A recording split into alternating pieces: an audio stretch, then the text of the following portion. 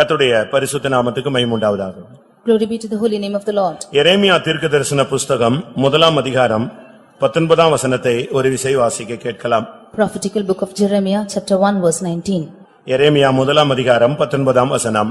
அவர்கள் உனக்கு விரோதமாய் யுத்தம் பண்ணுவார்கள், ஆனாலும் அவர்கள் உன்னை மேற்கொள்ள மாட்டார்கள்.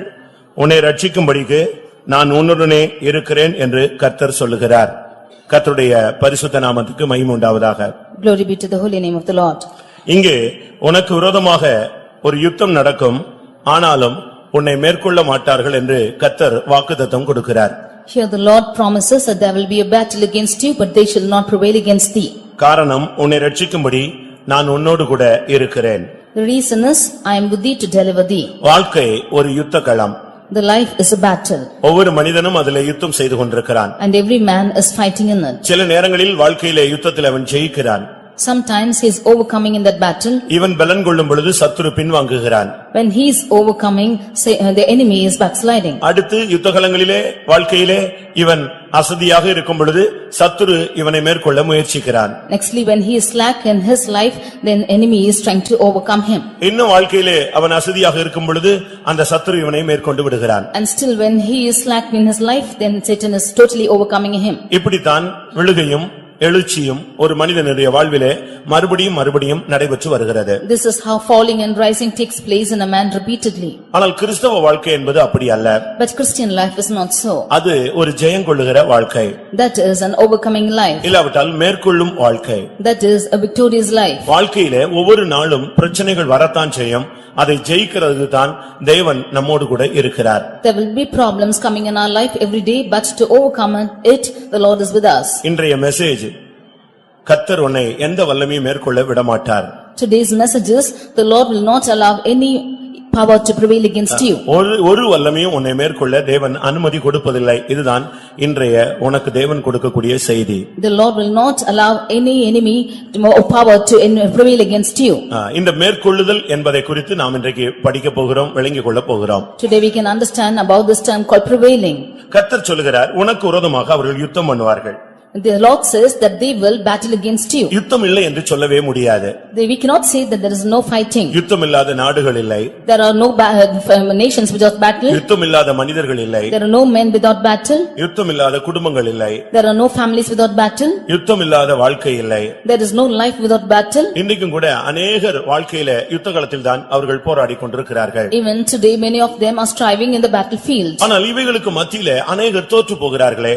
But in the midst of this, many of them are failing. பிரச்சனைகள் ஒரு சில நேரங்களில் அவர்களையும் மேற்கொண்டு விடுகிறது. The problems are trying to overcome them. கிறிஸ்தவன் மேற்கொள்ளும்படியாக அபிஷேகம் பண்ணப்பட்டவன். Christian is anointed that he might overcome. ஒரு கிறிஸ்தவனுடைய அழைப்பு என்பது மேற்கொள்ளும் அழைப்பு. The calling of a Christian is an overcoming calling. அவனுக்கு கொடுக்கப்பட்டதான கிருபை மற்ற வல்லமைகளை மேற்கொள்ளக்கூடிய கிருபை.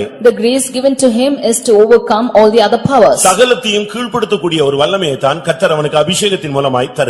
The Lord by his anointing is giving him the grace that he might subdue everything. ஒன்றை நீங்கள் புரிந்து கொள்ள வேண்டும். You should understand one thing. உங்களுக்கு கொடுக்கப்பட்ட வல்லமை ஏதோ ஒரு சாதாரண வல்லமை என்று நீங்கள் எடுத்துக்கொள்ள கூடாது. You should not think that the power given to you is an ordinary power. இந்த வல்லமையை கர்த்தர் ஒவ்வொருவருக்கும் ஒவ்வொரு விதங்களிலே பகிர்ந்து கொடுக்கிறார். The Lord is sharing his power to each one according to his ability. கொரிந்தியர்ல நாம் பார்க்கும் பொழுது when reading in Corinthians, ஒவ்வொருடைய நிலவரங்களுக்கு ஏற்றவண்ணமாக கர்த்தர் அதை பகிர்ந்து கொடுக்கிறார். According to each one's status, the Lord is sharing it. முதலாம் கொரிந்தியர் 12ஆம் அதிகாரம் 11ஆம் வசனத்தை பார்க்கும் பொழுது 1 Corinthians 12:11, தமது சித்தத்தின்படியே அவனுக்கு அவர் பகிர்ந்து கொடுக்கிறார். He is sharing everything or dividing it according to his will. பரிசுத்த ஆவியினுடைய வல்லமையை ஒவ்வொருவருக்கும் பகிர்ந்து கொடுப்பதின் நோக்கம் அவர்களுடைய வாழ்க்கையில் வருகிற அந்தந்த சூழ்நிலைகளிலே இவர்கள் மேற்கொள்ள வேண்டும்.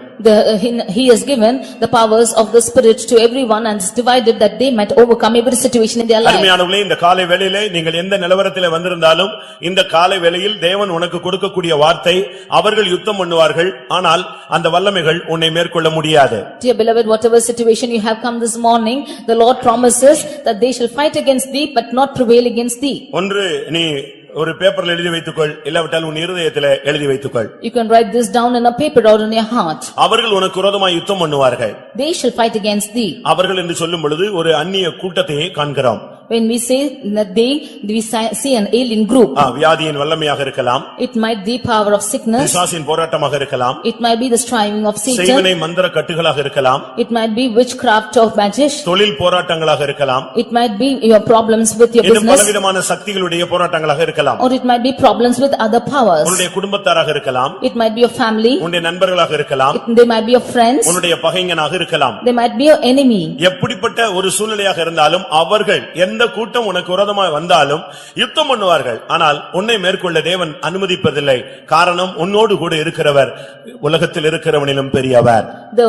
Whatever group might come against you, they will fight against thee but not prevail against thee, because he that is with you is greater than he that is in the world. உலகத்தில் இருக்கிறவனில் எனக்குள்ள இருக்கிறவர் பெரியவர் என்று விசுவாசிகள் கரங்களை வைத்து அல்லேலூயா சொல்லுங்கள். ஆம் பிரியமானவர்களே, ஒவ்வொரு தேவனுடைய பிள்ளைகளும் உங்களுக்குள்ள இருக்கிற வல்லமையை முதலாவது நீங்கள் விசுவாசியுங்கள். அதை நோக்கி பார்த்து உங்களுடைய விசுவாசத்தை கட்டி எழுப்புங்கள். Every child of God should believe the power in you and should build up the power in you. இன்றைக்கு अनेகர் தங்களுக்குள்ள இருக்கிற சக்தியை விளங்கிக் கொள்ளாமலே வாழ்ந்து கொண்டிருக்கிறார்கள். Today many of them do not understand the power which is inside them. ஒருவன் கப்பலிலே பயணப்பட்டானாம். One traveled in a ship. கப்பலில் அவனுக்கு பயணச்சீட்டு கொடுக்கப்பட்டது. He was given the ticket for the ship. அவன் போய் பயணத்திலே கலந்து கொண்டான். And he joined the journey. போய் கொண்டிருந்த பொழுது அவனுக்கு கையில பணம் இல்லை. As he was traveling, he had no money in his hand. அவன் ஒரு ஓரத்திலே உட்கார்ந்திருந்தான். And he sat by corner. சாப்பிடும் நேரம் வந்தது. When it came time for eating, எல்லாரும் போய் சாப்பிட ஆரம்பித்து விட்டார்கள். all of them began to eat. இவன் ரூமில் முடங்கி கிடந்தான். And he was folded in his room. அடுத்த வேளை வந்தது. And it came for the next time. அடுத்ததும் எல்லாரும் சாப்பிட போனார்கள். Even for the next time they went to eat. இவன் முடங்கி கிடந்தான். He was folded down. ரெண்டு மூணு விசை இப்படி சாப்பிடாமலே இவன் கிடப்பதை பார்த்து ஒருவன் வந்து விசாரித்தான். Like this, seeing that he was folded down for all the 3 times, one person came and inquired. உனக்கு உடம்பு சரியில்லையா? Are you not well? ஏன் நீ சாப்பிடாமல் இருக்கிறாய்? Why haven't you eaten? ஏன் சாப்பிடும் நேரமெல்லாம் சோர்ந்து போய் உட்கார்ந்து விடுகிறாய்? Why are you so faint at the time of eating? நீ எங்களோடு வந்து சாப்பிடலாமே என்று கேட்டார்கள். Why don't you come with us and eat? அவன் சொன்னான், எனக்கு சாப்பிடணும்னு ஆசை எல்லாம் இருக்கு, பட் என்கிட்ட பணம் தான் இல்ல அப்படினு சொன்னான். He said, I have all the desire to eat but I have no money. எனக்கு பயணச்சீட்டுக்கு மாத்திரம் தான் பணம் வச்சிருந்தேன். ரொம்ப ட்ரை பண்ணி வந்திருக்கிறேன். அதனால இப்போ என்னால சாப்பாட்டுக்கு செலவழிக்க பணம் இல்லன்னு சொன்னான். I had only the money for the ticket but I have no money to spend for money, he said, for eating, he said. அப்பதான் அந்த கூட வந்த ஜாடியில அந்த பயணப்பட்ட மனுஷன் சொன்னா, டேய் சாப்பாட்டுக்கும் சேர்த்தாண்டா நீ பணம் கட்டி சீட்டு வாங்கியிருக்கேன்னு சொன்னான். Then the man who traveled with him said that you have paid the amount even for the food that you eat. நீ அதுக்கும் சேர்த்து தான் உனக்கு பணத்தை வாங்கி இருக்கறாங்க. நீ ஏன் இப்படி ஒரு விவரம் தெரியாம உட்கார்ந்துட்டு இருக்கறேன்னு சொன்னான். They have got money even for the food that you eat. Why are you without knowing this? அதுபோல நீ கிறிஸ்தவனா மாறும் பொழுது, பெந்தேகோஸ்தேக்காரனா வரும் பொழுது, உன்னை ஆவியானவர் தொடும் பொழுது, உன் வாழ்க்கையில என்னென்ன வித ஃபேஸ் பண்ண போறேன்னு தெரிஞ்சு அதுக்குரிய அபிஷேகத்தை தான் உனக்குள்ள ஃபில் பண்றாரு. Like this, when you are a Christian, when you are a Pentecost, when you are being anointed, he is filling you with that anointing for the problems that you are facing in your life. ஒரு வண்டியில diesel engine பொருத்தி இருந்தா அவன் டீசலை fill பண்றான். But if the diesel engine is inserted in a vehicle, he is filling the diesel. அவன் petrol engine வச்சிருந்தானா petrol engine அதுல fill பண்றான். If he has the petrol engine, he fills the petrol. கெரோசின்னா கெரோசினை fill பண்றான். If it is kerosene, he fills the kerosene. Even ஃளைட்னா அதுக்குரிய நல்ல A1 great அந்த பெட்ரோலை அவன் ஃபில் பண்றான். If it is flight, he is filling with that even petrol. ராக்கெட்னா அதுக்குரிய எரிபொருள் அங்கே நிரப்பப்படுகிறது. Even for the rocket, he is filling with that fuel. அதுபோல even so, உன்னுடைய அழைப்புக்கேற்ற உன் வாழ்வினுடைய உன்னுடைய இலக்கை பொறுத்து, உன்னுடைய அழைப்பின் மேன்மையை பொறுத்து, நீ போய் சேரக்கூடிய சிங்காசனத்தை பொறுத்து இந்த கிருபை, இந்த அபிஷேகம், இந்த வல்லமை, இந்த அக்கினி, இந்த அந்நிய பாஷை உனக்கு அருளப்படுகிறது. According to the calling, according to the greatness of your calling, according to the throne that you are going to, he is giving you this anointing and the power upon you. நீ போகிற பாதை அவருக்கு தெரியும். He knows the path you are treading through. உனக்குள்ள பிரச்சனை அவருக்கு தெரியும். He knows the problems you are facing. நீ அந்த நேரத்துல வந்து உன்னை ஃபில் பண்றது இல்ல. அவர் அதுக்கு ஏத்த கிருபையை உனக்கு ஏற்கனவே கொடுத்திருக்கிறார். இந்த கிருபையை கொண்டு நீ அதை தாண்டி போக வேண்டும். He is not filling the power at that moment, but he is already given you that grace. With that grace you should go forward. சில நேரங்களில் கிறிஸ்தவர்கள் தோற்கிறார்களே. Sometimes Christians are defeated. சில நேரங்களில் அந்நிய வல்லமைகள் அவர்களை மேற்கொள்ளுகிறதே. Sometimes alien powers are overcoming them. சில நேரங்களில் தேவனுடைய பிள்ளைகள் என்று வல்லமையாய் உபயோகிக்கப்பட்டவர்கள் தோற்று போகிறார்களே. Sometimes those who have been valiantly used by God have been defeated. எப்பொழுது ஒரு கிறிஸ்தவன் தோற்கிறான், எப்பொழுது ஒரு கிறிஸ்தவன் ஜெயிக்கிறான்? When is a Christian defeated or when is he prevailing? ஏன் தோற்று போகிறான்? Why is he defeated? எப்படி அவனை அந்த வல்லமைகள் மேற்கொண்டு விடுகிறது? How does those those powers overcome them. இவன் அதை மேற்கொள்ள வேண்டும். ஏன் இவனை அந்த வல்லமைகள் மேற்கொள்ளுகிறது? He should overcome those powers, but why are those powers overcoming him? இதைத்தான் இப்ப வேதத்திலிருந்து அனலைஸ் பண்ணி இப்ப நம்ம படிக்க போகிறோம். That is what we are going to analyze from the word of God. நான் திரும்பவும் சொல்லுகிறேன். I again repeat. உனக்கு கொடுக்கிற வாக்குத்தத்தம் நீ அவைகளை மேற்கொள்ளுவாய். The promise given to you is that you shall prevail against அந்த வல்லமை உன்னோடு மோதும், ஆனால் உன்னை மேற்கொள்ள முடியாது. Their powers will dash against you, but they will not prevail against you. இத ஹார்ட்ல நல்லா எழுதி வச்சுக்க. You write this in your heart. வாழ்க்கையில இன்னொரு 40 வருஷம் நீ வாழ்ந்தா கூட எப்பொழுதெல்லாம் உனக்கு விரோதமா பிசாசு வந்து நிக்கறானோ அப்பெல்லாம் நீ சொல்லணும், நீ யுத்தம் தான் பண்ண முடியும், ஜெயிக்கிறது யார் தான் இருப்பா? நானா தான் இருப்பேன். You write this in your heart and say, whenever Satan is coming against you, you say that you shall fight against me, but I will be the one who is overcoming. யுத்தம் நீ என்னோடு பண்ணலாம். You can fight. என்னை காயப்படுத்தலாம். You can wound me. என்னை துக்கப்படுத்தலாம். You can make me sorrowful. என்னை நஷ்டப்படுத்தலாம். You can put a loss. இதெல்லாம் நடந்துட்டே இருக்கும். ஆனா முடிவுன்னு சொல்லும் பொழுது ஃபைனல் ரவுண்ட்ல நான் தான் உன்னை மேற்கொள்வேன். But at the final round I will overcome you. இனி என் வாழ்க்கையில இப்படிப்பட்ட சூழ்நிலைகள்ல நான் இப்படி சொல்லுவேன்னு சொல்றவங்க கைகளை வைத்துங்க பார்க்கலாம். All this to say that I will. நீங்கலாம் அப்படி இந்த மிலிட்டரியில நிக்கிற மாதிரி நிக்கணும். You should stand like people in military. நீங்க தோற்று போனது போல இருக்க கூடாது. You should not be defeated people. அதனால தான் உலகத்தில் இருக்கிறவனிலும் நமக்குள்ள இருக்கிறவர் பெரியவர். That is why I said that he that is in us is greater than he that is in the world. இந்த வார்த்தை எனக்கு ரொம்ப பிடிச்சது. யதார்த்தமான ஒரு வார்த்தை. This word I would like it. அதாவது போராட்டமே வராது, பிரச்சனையே வராது, நீ இப்படியே ஃப்ரீயா போயிட்டு இருக்கலாம். அந்த ரோட்ல மனுஷனே வர மாட்டான், நீ மட்டும் தான் போவே. எங்கே நீ இடிச்சாலும் நீயே போயிட்டே இருக்கலாம். அப்படியே சொல்றாங்க. Not to say that you will not have problems or you will walk alone in the road, you can dash against anything and walk. அப்படிலாம் சொல்லல. It's not so. அவர்கள் உனக்கு விரோதமாய் யுத்தம் பண்ணுவார்கள். They will fight against thee. ஆனா உன்னை மேற்கொள்ள மாட்டார்கள். But they shall not prevail against thee. அதுதான் தேவனுடைய சரியான யதார்த்தமான உண்மை வாழ்க்கையை அப்படி சித்தரிக்கிறது இந்த வசனம். This verse is depicting the true life of a person. யுத்தம் உண்டு. You have பிரச்சனை உண்டு. You have problems. எதிர்ப்பு உண்டு. You have resistance. இதெல்லாம் உண்டு. And everything is there. ஆனா இந்த வல்லமைகள் உன்னை மேற்கொள்ளாது. But none of these powers shall prevail against you. ஆனா சிலருடைய வாழ்க்கையை நம்ம பாக்கும்போது மேற்கொள்ளுகிற இல்ல தோற்று போகிற தன்மையை பாக்குறோம். அதனுடைய ரீசனை நான் உங்களுக்கு இப்ப சொல்ல போகிறேன். But some of them we see that they are defeated or this problem is overcoming, then I shall tell the reason about that. ஆனா உனக்குரிய வல்லமையை நீ புரிந்து கொள்ள வேண்டியது அவசியம். But you need to understand the power in you.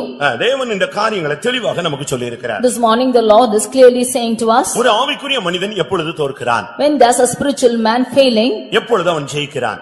When is he overcoming? யாத்திராகமம் 17ஆம் அதிகாரத்தை நாம் பார்க்கும் பொழுது Exodus chapter 17.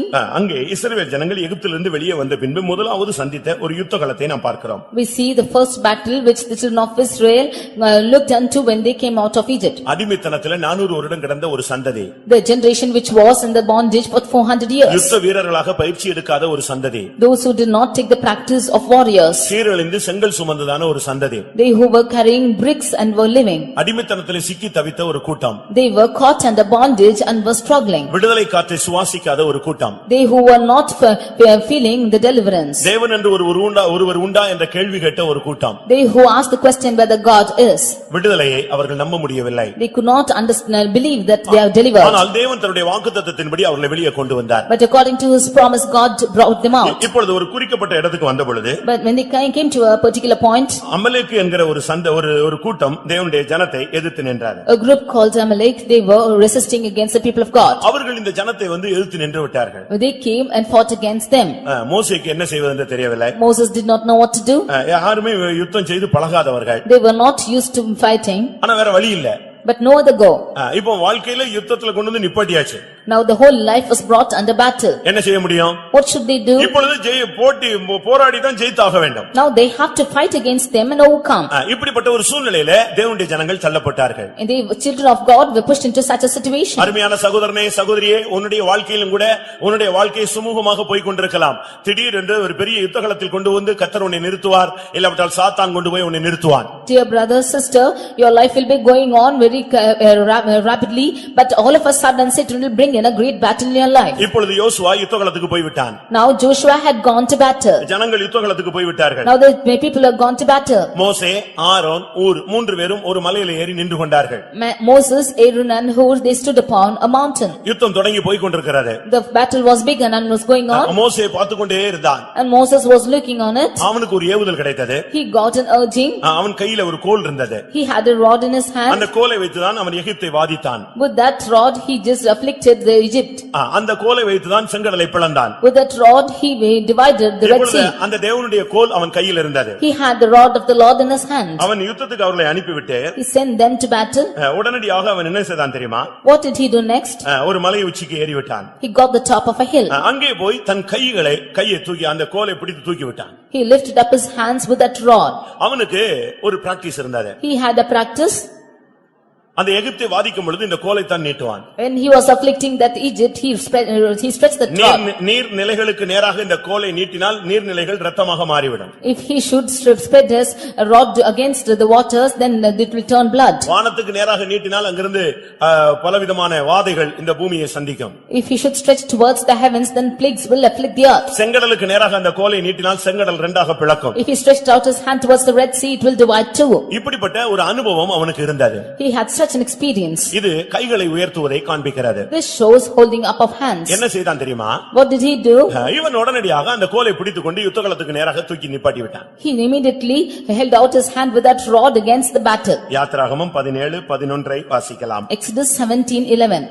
மோசே தன் கையை ஏறெடுத்திருக்கையில் இஸ்ரவேலர் மேற்கொண்டார்கள்.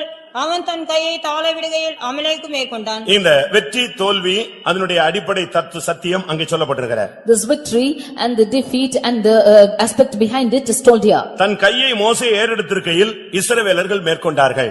When Moses held up his hand, the Israel prevailed. தன் கையை அவன் தாழ விடுகையில் அமலேக்கு மேற்கொண்டான். And when he let it down, Amalek prevailed. அப்ப யுத்தகளத்திலே யோசுவா சண்டை போட்டு வெட்டி குத்தி மோட்டி மோதி இரத்த களரியாகி முன்னேறதுல காரியம் இல்லை.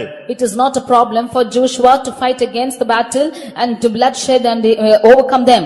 அவன் போடுற சண்டையில அங்க வெற்றி தோல்வி அல்ல.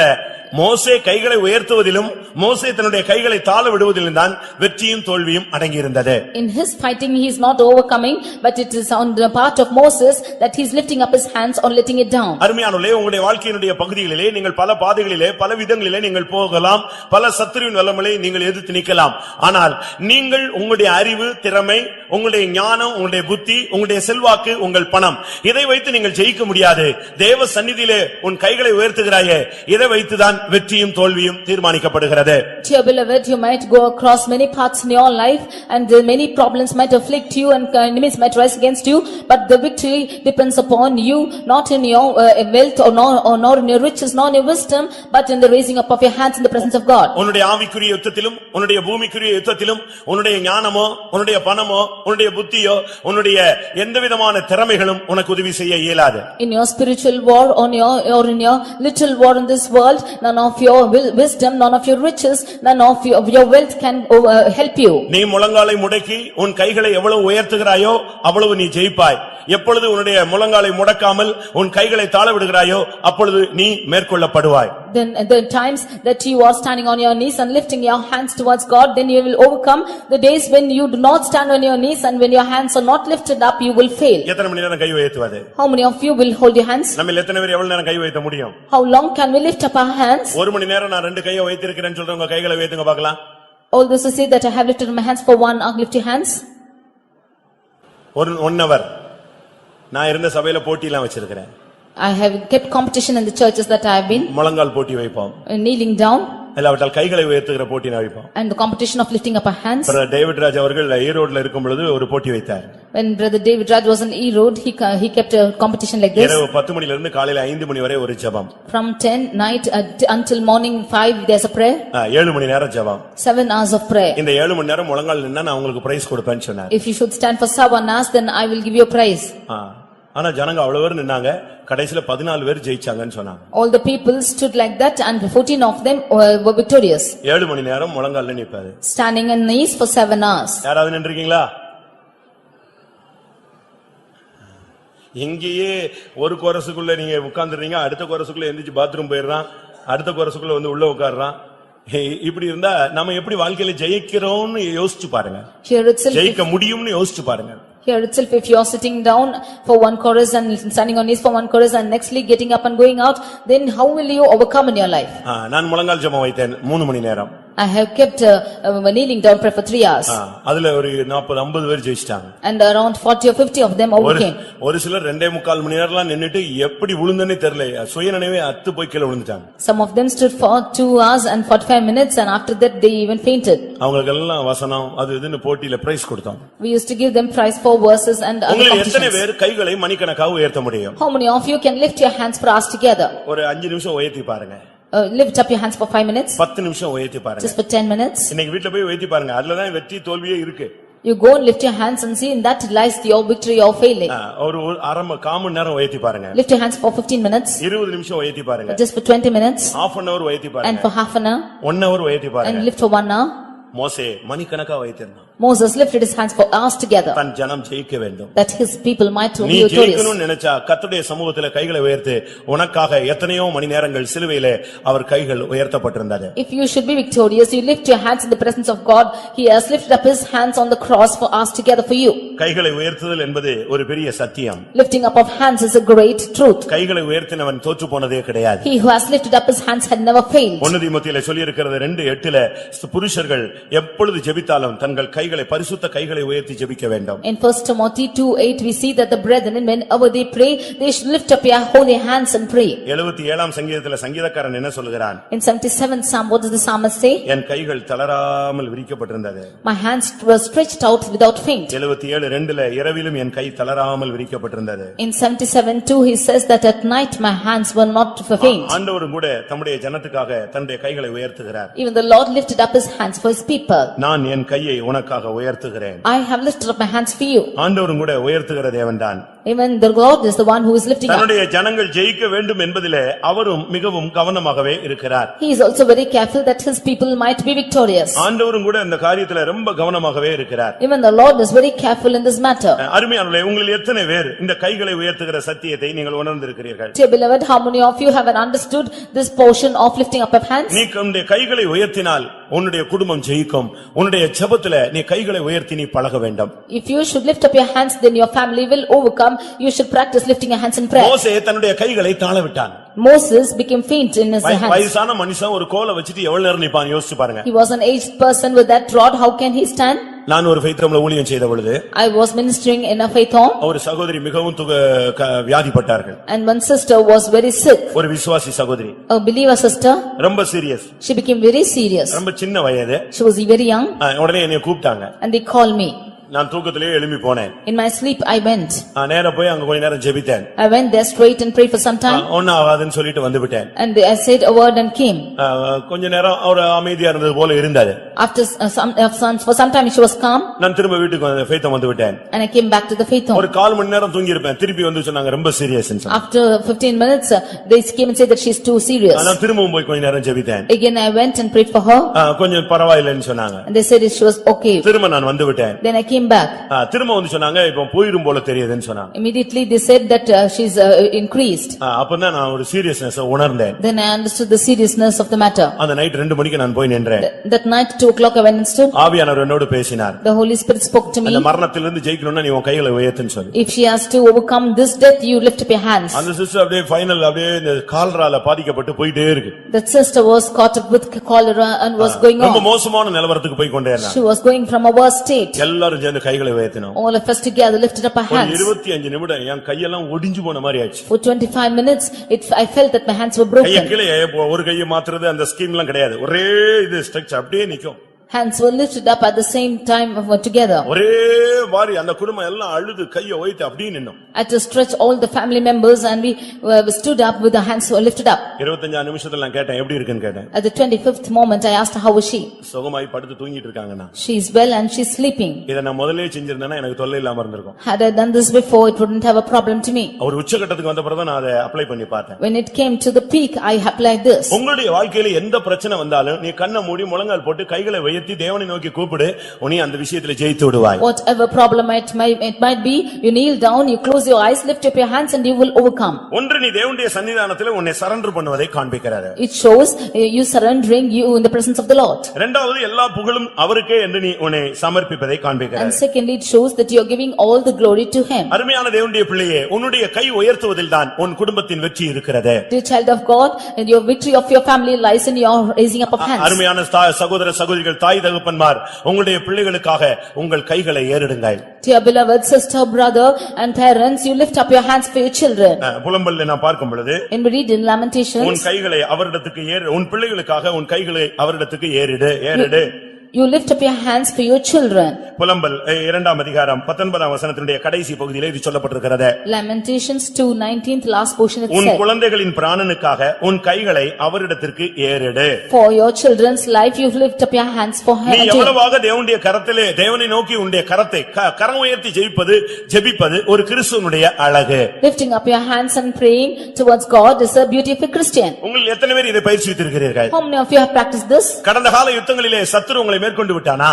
In the last battles has the enemy overcome you? இனிமேல் உள்ள வாழ்க்கையிலே யுத்தங்களிலே நீங்கள் மேற்கொள்ள வேண்டுமா? In the future battles should you overcome? ஜெயிக்கணும்னு நீ விருப்பப்பட்டினா நீ இரவு நேரத்திலே தளராமல் உன் கைகளை விரித்து அந்த பாரத்தை அந்த காரியத்தை கர்த்தருடைய கரத்திலே ஒப்புக்கொடு. If you decide to be victorious, you put lift up your hands in the night time and give it into the hands of the Lord. உன் கை தளர விடக் கூடாது. You should not let your hands faint. உன் கையை நீ விட்டு விடவே கூடாது. You should not let down your hands. நீ தேவனுடைய சமூகத்தை நோக்கி நீ கதறிக்கொண்டே இருக்க வேண்டும். You should cry in the presence of the Lord. மணிக்கணக்காக கர்த்தர் உனக்காக கிரியை செய்தார். For hours together the Lord had worked for you. உன் கை தளரக்கூடிய காலங்கள் இது அல்ல.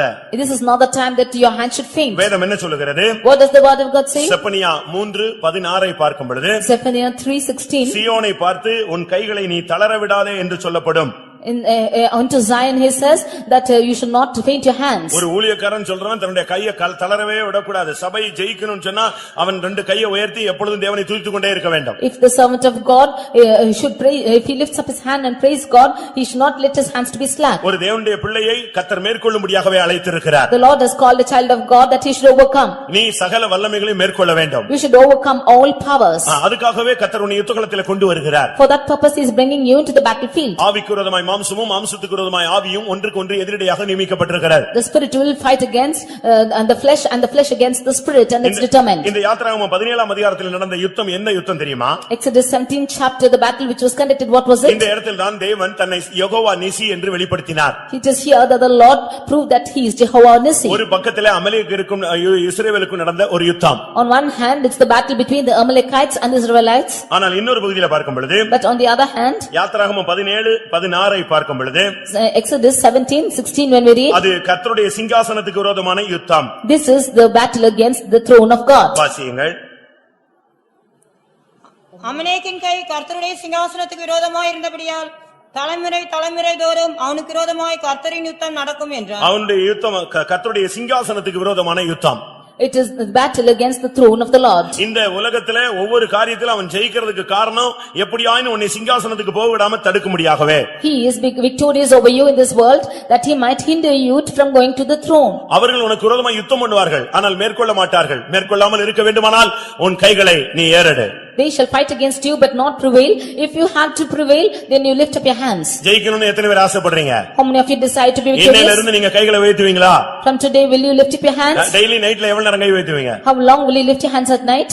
நீங்க யோசிச்சு பாருங்க. Just think and see. ஒரு பிள்ளை +2 எழுதுனா, One girl wrote +2 அவங்க அம்மாவுக்கு அவளை எப்படியாவது மெடிக்கல்ல சேர்க்கணும்னு ஆசை. and her mother desired to join her in medical. நல்ல ஆசை. Well, it was a good desire. ஆனா பிள்ளை இப்ப mark எடுக்கணுமே. But the child has to get that marks. என்ன பண்றது? What should she do? அவங்க 1 மணி நேரம் கை வைத்தினாங்க. And she lifted up her hands for 1 hour. கர்த்தர் ஜெயிக்க வச்சாரு, மெடிக்கல் கிடைச்சது, படிச்சு வேலைக்கு வந்துட்டான்னு வெச்சுக்கோங்களேன். The Lord helped her. She has done உலக பிரகாரமான காரியமோ ஊழிய பிரகாரமான காரியமோ விசுவாச காரியமோ உன்னுடைய கைகளை நீ தேவனுடைய சமூகத்திலே ஏறெடுத்து ஜெபித்து பழகு. Whether it is worldly matters or your spiritual matters, you lift your hands and you start praying. முழு மனக்குலத்தையும் மீட்கும்படியாக சிலுவையிலே தன் கைகளை அவர் ஏறெடுத்து அடிக்கப்பட்டவராய் தொங்கிக் கொண்டிருந்தார். Jesus lifted up his hands on the cross that he might save the whole mankind. உன்னுடைய தேவனை நீ யெகோவா நிசி என்று சொல்ல வேண்டுமானால் உன் கைகள் உயர்ந்தால் உன்னை எந்த வல்லமையும் மேற்கொள்ள முடியாது. If you should call your God as Jehovah Nissi, if your hand is lifted up, no power can prevail. நமக்கு ஒரு டாக்டர் இருக்கிறார். We have a doctor. அவர் அக்குபஞ்சர்ல ஸ்பெஷலிஸ்ட். அவர் வந்து அக்குபஞ்சர் மெடிசின்ல ஸ்பெஷலிஸ்டான ஒரு doctor. He is a specialist in acupuncture. ரொம்ப ஃபேமஸான ஒரு விசுவாசி அவர். He is a famous believer. நல்ல விசுவாசி. அவர் அக்குபஞ்சர்ல ரொம்ப specialist. He is specialized in acupuncture. அவர்ட்ட ஒரு டாக்டர் வந்து இவர்ட்ட ட்ரீட்மென்ட் எடுக்க ஒரு டாக்டர் வந்தாரு. And the doctor came for a treatment unto him. அவரை கூட்டி வந்தது அந்த டாக்டருடைய மக. அவ ஒரு டாக்டர், அவ தான் கூட்டி வந்தது. His daughter who was a doctor, she brought him to him. அந்த அக்குபஞ்சர்ல அந்த பின்ஸ் அந்த ஹூக்கெல்லாம் குத்துவாங்க, ஒவ்வொரு பின் குத்துவாங்க. They will plug in pins in that acupuncture. அதுபோல இந்த நம்முடைய விசுவாசி அவருக்கு அந்த அக்குபஞ்சர் மெடிசினை ஸ்டார்ட் பண்ண ட்ரீட்மென்ட் ஸ்டார்ட் பண்ணார். Even so our believer started the treatment of acupuncture with him. என்னத்த குத்துனாரோ தெரியல, திடீர்னு அந்த ஆளு ஃபைனல் ஸ்டேஜுக்கு போயிட்டாரு. He did not know what he plugged in. He went to the final stage. திடீர்னு பார்த்தா ஆள் collapse. All of a sudden he is collapsing. ஏதோ ஒரு ட்ரீட்மென்ட்க்கு வந்தாரு, இவர் குத்துனாரு, கடைசில அவர் வந்து கொலாப்ஸ்க்கு போயிட்டாரு. He came for some treatment but suddenly he went into collapse. அந்த மகா ஒரு டாக்டர், அது அங்க நின்னு அப்படியே துடிச்சிருச்சு. The mother his daughter was a doctor and she was struggling there. அப்பாவை காப்பாத்த முடியல. And he could not save her சுத்தி father. நிக்கிறது எல்லாமே டாக்டர், ஆனா எல்லாமே இப்ப கொலாப்ஸ் ஆயிட்டே இருக்கு. All are doctors but it's all collapsing. அது என்ன பண்ணிருச்சு? What happened? ஐயோ அப்பா செத்து போயிடுவார் போட்டுக்கு ஏதோ ஆயிரும் சொல்லிட்டு அது உள்ள ஹாஸ்பிடலுக்குள்ள ஓடி வேற ஒரு டாக்டரை கூப்பிடுறதுக்கு ஓடி போயிடுச்சு. She ran into the hospital to invite another doctor that her father was dying. இவருக்கு ஒண்ணுமே ஓடல. He could not think of anything. அப்ப இன்னொரு டாக்டர் வந்து காப்பாத்தி இதாச்சுன்னா அப்ப நான் என்னடா இந்த தொழில்ல என்ன ஆகுறதுன்னு சொல்லிட்டு இவர் ஓடி போய் அடுத்த ரூம்ல கம்பார்ட்மென்ட்ல போய் முழங்கால் போட்டார். He was thinking if another doctor should come and save him, what will happen to my business? Then he went to the next door and he started on the stand of knees. போய் முழங்கால் போட்டு கையை வைத்து சுவாமி இந்த விஷயத்துல என்னை கைவிட கூடாது. He knelt down, lifted up his hands and said, God, you should not forsake me. என்ன செய்வீரோ எனக்கு தெரியாது. I do not know what you will do. என் ட்ரீட்மென்ட் என் அறிவு என் புத்தி ஒண்ணும் வேலை செய்யல. None of my treatment nor my knowledge did work. இப்ப ஏதாவது இவருக்கு ஆச்சு, இதோட நான் எல்லாத்தையும் லாக் பண்ணிட்டு போயிட வேண்டியதான். If anything should happen now, I should lock off everything. முழங்கால போட்டு ஒரு நிமிஷம் கை வைத்து அழுது கையை வைத்து அப்படியே நின்னார். He just stood on his knees and he with his hands lifted up on his tears. ஒரு இளைப்பாறுதல் வந்து தொட்டது. He got a rest. எழும்பி உள்ள வந்தார். And he got up and came. அதுக்குள்ள அவ போய் வேற டாக்டர் ஸ்பெஷலிஸ்ட் எல்லாம் இழுத்துட்டு ஓடி வந்தா. Within that she called the other specialists and came. அவங்க வர்றதுக்கு ஒரு செகண்டுக்கு முன்னால இவர் உள்ள போனார். Even before 1 second they could come, he went in. Doctor நார்மலுக்கு வந்துட்டார். The doctor came back to the normal. Collapse ஆன ஆளு இப்ப நார்மலுக்கு வந்துட்டார். One who was collapsed came back to normal. ஒரு செகண்ட்ல அந்த கை உயர்த்துதல் ஒரு மனிதனுடைய ஜீவனை மீட்டு கொடுத்தது. The lifting up of his hands redeemed a man's life. அவருடைய தொழிலையும் மீட்டு கொடுத்தது. His business also was redeemed. நீங்க சூழ்நிலைகள் மத்தியில கை வைத்துவீங்களா? In the midst of situations, are you lifting up your hands? இந்த கூட்டத்துல எல்லா சகோதரிகள் எல்லா சகோதரர்கள் தாய் தகப்பன்மாரெல்லாம் ஒரு பிரதிஷ்டை பண்ணுங்க. டெய்லி நைட் 1/4 மணி நேரம் நான் கை வைத்துவேன்னு சொல்லுங்க. This meeting, every brother, every sister, you should make a determination that you will lift up your hands for 15 minutes every day. நீ போய் சண்டை போட வேண்டாம். Do not fight. நீ போய் மனுஷன்ட்ட போராட வேண்டாம். Don't strive with man. நீ அவன்ட்ட போய் வாக்குவாதம் பண்ண வேண்டாம். Don't go and cause confusions there. எவன் கால்ல நீ உள வேண்டாம். You do not fall at anyone's feet. யாருடைய செல்வாக்கு உனக்கு தேவையில்லை. You do not want anyone's riches. நீ முழங்கால முடக்கி கைகளை உயர்த்தி இந்த 1/4 மணி நேரம் நின்னுட்டு அடுத்த நாள் நீ போ, கர்த்தர் உனக்காக யுத்தம் பண்ணுவார். You will kneel down, lift up your hands for 15 minutes and go the next day the Lord will fight for your battle. ஒரு ஊழியக்காரர் வெளியே போயிருந்தபோது A servant of God when he had gone out, அந்த பகுதியில் உள்ள ஜனங்கள் இவரை அவமானப்படுத்த எண்ணினார்கள். the people in that place wanted to put him to shame. அவருடைய ஜன்னல் வழியாக அவருடைய பெட்ல ஒரு ஒயின் பாட்டில் தூக்கி உள்ள வச்சிட்டாங்க. Through his window they took a white bottle and kept inside. தலையணைக்கு கீழ அவர் குடிகாரர் மாதிரி வச்சிட்டாங்க. Beneath his pillow they kept a bottle as though he is a drunkard. கடைசில அவர் வர்றதுக்குள்ள ஒரு பெரிய பரபரப்பு உண்டாக்கி இந்த போதகர் குடிக்கிறாரு அப்படி இப்படின்னு சொல்லி ஒரு பிரச்சனை வந்துட்டாங்க. Before they came back they made a great violence saying that this preacher is drinking and they caused a violence. இவர் வந்து பார்த்தா இவர் பெட்ல இவர் கட்டிலுக்கு இவர் தலையணைக்குள்ள என்ன இருக்கு? பாட்டில் இருக்கு, மதுபானம் இருக்கு. When he came back and saw there was a bottle and beneath his pillow in his bed. அசிங்கமாய் போயிடுச்சு. He was ashamed. இவருக்கு எப்படி இப்படி வந்துச்சு, யார் என்ன பண்ணான்னு ஒரே குழப்பம். He was confused as to what happened and how it came into his room. அடுத்த நாள் காலையில 10 மணிக்கு ஸ்டேஷன்ல என்கொயரி வச்சிருந்தாங்க. Next day 10 o'clock he had an inquiry in that station. இவருக்கு எப்படி தூக்கம் வரும்? How will he sleep? நாளை காலையில எப்படி போய் அவனை அந்த இன்ஸ்பெக்டர் ஃபேஸ் பண்றான்? அவன் கேட்பான், நீ எல்லாம் ஒரு போதகரான்னு கேட்பான். He will ask, are you a preacher like this? என்னதுக்கு பைபிள் தூக்கிட்டு சுத்துறேன்னு கேட்பான். Why are you carrying the Bible and walking? அதை விட நீ வேற வேலை பார்க்கலாமேன்னு சொல்லுவான். You can go and look into any other job. நான் அப்படி ஒரு ஊழியம் செய்யணுமா? Should I do such a ministry? என் மேன்மை பாராட்டுதலை ஒருவன் அவமாக்குதலை பார்க்கல நான் செத்து போறது நல்லது. More than another person putting my greatness into shame, it is good that I die. நான் 10 மணிக்கு போறேன், நீங்க என்னனாலும் பண்ணுங்க சுவாமி. He will go 10 o'clock, you do whatever you want. முழங்கால் நின்னு கையை உயர்த்தினாரா. He stood on knees and lifted up his hands. காலையில மன துக்கத்தோடு போனார். And next morning he went with great sorrow. இவர் ஸ்டேஷன் போனாரு. He went to the station. ஜனங்கள்லாம் இவன் வசமா இந்த பாஸ்டர் மாட்டிக்கிட்டாருன்னு சொல்லி எதிர்பார்த்தாங்க. All the people expected that this pastor's got caught. இதோட இவர் ஊழியம் முடிஞ்சது. With this his ministry is closed. இதோட இவர் இந்த ஊரை விட்டு போய்டுவாரு. He will get out of this place. இனி இந்த மதத்தை பத்தி பேச்சு இருக்காது. He will speak no more of this religion. இப்படிலாம் பல எதிர்பார்ப்புகள்ல இவர் ஸ்டேஷன் போறார். With such anticipation he came inside. இவர் ஒரே ஜெபம்தான். He was in prayer. என்ன பண்ணுவீங்களோ நீங்க பேசுங்க, நீங்க இப்போ என் கூட வரணும். Lord, you should come with me. Whatever you do, you should come with me. இவர் என்ட்ராய் அந்த ஸ்டேஷன் வாசல்ல போனா அங்க வாசல்ல ஒரு போலீஸ்காரன் நின்னா. As he entered the police station, there was a policeman standing out. நான் இப்படி பாஸ்டர் வந்திருக்கேன்னு சொன்னேன். He said that I am the pastor. அவர் போய் உள்ள சொல்லிட்டு வந்தார். He went and told inside. அந்த நேத்து பிரச்சனையான அந்த பாஸ்டர் வந்திருக்காரு. The pastor who was going to problem yesterday has come. வர சொல்லுன்னு சொன்னாங்க. He invited him inside. இவர் உள்ள போனார். He went in. இவர் அந்த ஸ்டேஷன்ல என்ட்ராய் ஸ்டெப் உள்ள என்டர் ஆன உடனே இவர் உள்ளதான் போறாரு. அந்த இன்ஸ்பெக்டர் சேரோட கீழ தலைகீழ போய் விழுந்துட்டான். As he went inside the station, that inspector fell down over the தேவ stairs. சமூகம் முன்னால போகுது. The presence of God is going before him. இவர் உள்ள என்டர் பண்ணா அவன் விழுந்து எழும்பி சேரை தூக்கி வச்சுட்டு உட்கார்ந்திருக்கான். அப்பதான் எழும்பி உட்கார்றான். When he entered in, he was taking the chair and he was just seated down. இவரை பார்த்த உடனே ஒண்ணும் இல்ல, நீங்க போயிடுங்க, தயவு செய்து நீங்க போயிடுங்க, உங்க மேல எந்த பிரச்சனையும் இல்ல, நீங்க போயிடுங்கன்றான். He said, no problem with you, you please go off from this place, no problem with you. இல்ல என்ன ஏதோ நீங்க தயவு செய்து நீங்க போங்க, நீங்க ஸ்டேஷனே வர வேண்டாம், நீங்க போய் உங்க ஊழியத்தை பாருங்கன்னு சொல்லி அனுப்பிட்டான். He said, you please go off, do not come to the station, go and see to the ministry. நீங்க கை வைத்திட்டு போங்க, காலையில ஆபீஸ்க்கு நீங்க போகும்போது. You lift your hands and go to your office. பிசினஸ்க்கு போகும்போது கொஞ்ச நேரம் கை வைத்திட்டு போ.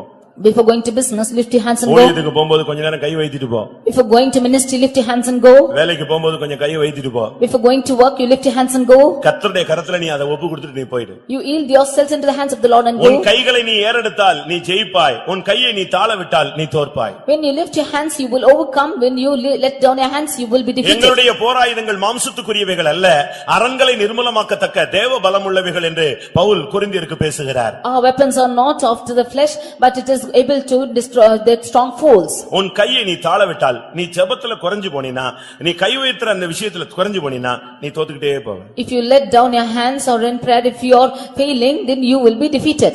கை கொஞ்சம் வலிக்கத்தாங்க செய்யும். Your hands will pain. சாதாரணமா இருக்காது. It's not ordinary. மோசே குறித்து சொல்லி இருக்கிறது கைகள் தாழ விட்டான். அந்த வயசுல அவன் எவ்வளவு நேரம் அந்த கோலை பிடிச்சு நிப்பான் யோசிச்சு பாருங்க. When it is said about Moses in his aged place, how can he hold the hands? வீட்ல இருந்து இங்க வர்றது கூட பைபிளை கையில தூக்க முடியாம தான ஒய்ஃப்ட்ட கொடுத்து பிள்ளைகள்ட்ட கொடுத்து தூக்கிட்டு வர சொல்ற. அவ்வளவு வீக் நீ இப்போ. Even from coming from your home to faith home, you are asking your wife to carry the Bible, you are so weak. ஆனா எப்படி நீ கோலை வைத்து எவ்வளவு நேரம் நிக்க முடியும்? How can you lift the rod and stand for some time? நான் ஒரு இடத்துல போட்டி வச்சேன், ஒரு ஜெபம் வச்சேன். அதுல ஃபுல்லா கையில பைபிளை தூக்கி ஜெபம் பண்ணனும். அவன் இருக்கறானா உயிரோட இருக்கானா இல்லையான்னு பாத்துறலாம். I conducted a competition that he should hold this Bible and pray if he is alive or not we can see. உன்னுடைய கைகளை உயர்த்தினால் நீ ஜெயிப்பாய். If you lift your hands you will be victorious. உன்னை எந்த வல்லமையும் மேற்கொள்ள முடியாது. No power can overcome you. இத வந்து சேலஞ்ச் மாதிரி எடுத்து இத நீங்க பயிற்சி விடுங்க. You can take this as a challenge and practice it. ஜெயிக்கணும்னு ஆசைப்பட்டீனா ஊழியத்துல, வாழ்க்கையில, போராட்டங்களில, வியாதிகளில நீ ஜெயிக்கணும்னு ஆசைப்பட்டியா, நீ இன்னையில இருந்து கைகளை உயர்த்துற ஒரு பிராக்டீஸ் கொண்டு வா. If you want to overcome in your life, in your ministry, in your problems, in your difficulties, then practice lifting up your hands. வெற்றியும் தோல்வியும் உன் கைகள் உயர்த்துவதிலே இருக்கிறது. The victory and defeat is laid upon your lifting up your hands.